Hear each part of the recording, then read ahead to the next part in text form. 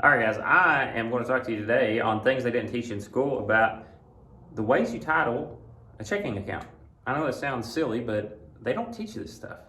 And you can essentially just set it up in your name. That's fine, but it gets a little bit more complicated when you have a family, you have a spouse.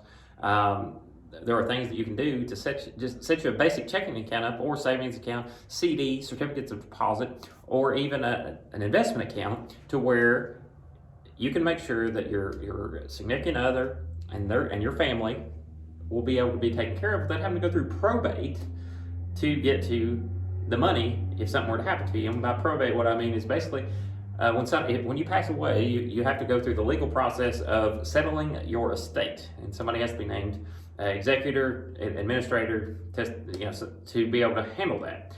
And if you don't have your accounts set up properly, it could cause an issue for the surviving spouse and your family. But let's just talk about these in general. So, single ownership in your name, something happens to you, it goes to your estate to be handled through the courts. Now, to help prevent you from having to do that, you can set it up as joint tenants. So that's where you and, let's say, your spouse, it doesn't have to be your spouse. I mean, it could be you and somebody else that you want to make sure is has access to your money. Maybe you have an account together, and you just need to make sure that the other person, if something happens to you, the other person has access to it. So the joint tenants, basically, if something were to happen to one owner, it reverts to the other person. There wouldn't have to be no legal matters changed or anything. If you have a checking account, savings account, whatever, it's joint tenants, then the other person that's joint ownership with you has access to it. They own it. So that's all there is to it. Something that you can do too on your single ownership account is what they call POD, or payable on death. So if you have a single ownership account, you have total control of it while you're living. If something were to happen to you, it goes payable on death to the person you name as the beneficiary, which the beneficiary is just the person that you designate to be the benefactor of those funds that you've left. So this completely avoids probate as well. You can have something named POD. If you don't want that other person to have access to your funds, that's a good way to do it, but you want to make sure they can have access to it if something were to happen to you. That's how you do that. Now, on an investment account, it's called TOD, which is transfer on death. And the main difference between that is because there may be investments that you can't just cash in and pay out, so you have to transfer ownership. But that still avoids having to go through probate to get that legally changed. But a beneficiary is just anybody that you name. It can be on life insurance, it can be the payable on death beneficiary, the transfer on death beneficiary.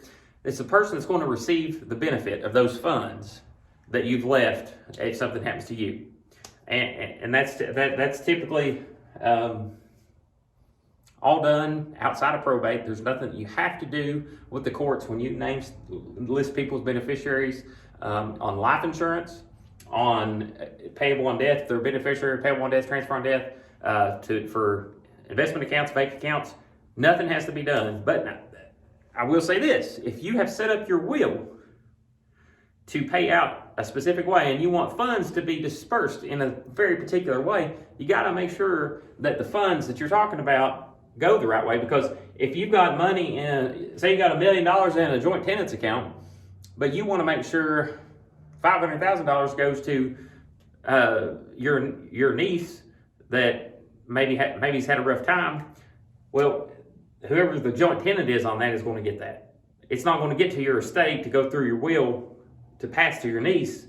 It's going to end up going to your other joint owner on the account. So, but making sure that you list your accounts properly, title them properly, is a very, very useful tool, but you have to do it properly to make sure it aligns with your overall estate plan, how you want your will to pass money down to your kids, grandkids, your heirs, whoever.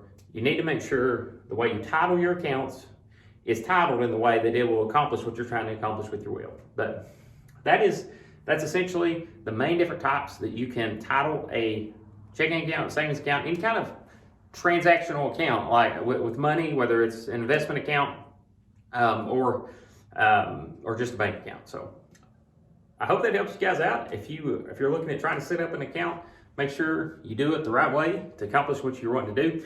Something else that you can do, I mean, you can always add payable on death to a single ownership account. So if you're sitting there and you're like, oh, well, I've set that up just in my name, but I want it to go to my wife, you can still add this anytime, no matter what account it is, if it's a checking account, investment account. So you just have to go to the bank, get online, fill out a form. It's really easy. It's not much to it.